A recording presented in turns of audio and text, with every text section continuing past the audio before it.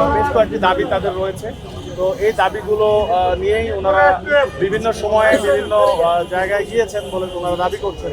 তো এই দাবিগুলো এখনো বাস্তবায়ন হয়নি জন্যই ওনারা এই রাস্তায় নেই।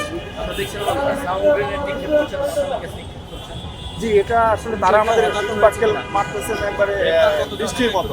তো সেখান থেকে আমাদের পোস্ট ডিসপার্সের জন্য আমাদের যে করণীয় সেটি আমরা করি, সাউন্ড গ্রেড এবং গ্যাস সেল। আমাদের কয়েকজন হতাহত হয়েছে।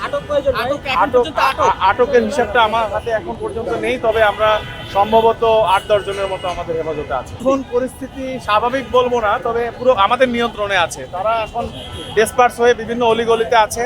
তারা আবার যে কোনো সময় বের হলে আমরা আবার ডিসপার্স করবো। কিন্তু ভাই সকালবেলা তারা যখন এখানে অবস্থানের পরে তো আপনারা সরে যাওয়ার জন্য অনুরোধ করেছিলেন, তারপরে তারা আক্রমণ হঠাৎ করে আসলে সারা দেশ থেকে এসছে, তাদের কোনো কন্ট্রোল নাই, কমান্ড নাই, ঠিক আছে, তাদের কোনো নেতৃত্ব নাই, ফলে তারা তাদের মতো করে যে যেদিক দিয়ে পারতেছে তারা এসে রাস্তায় বসতেছে এবং পুলিশের উপর আক্রমণ করতেছে।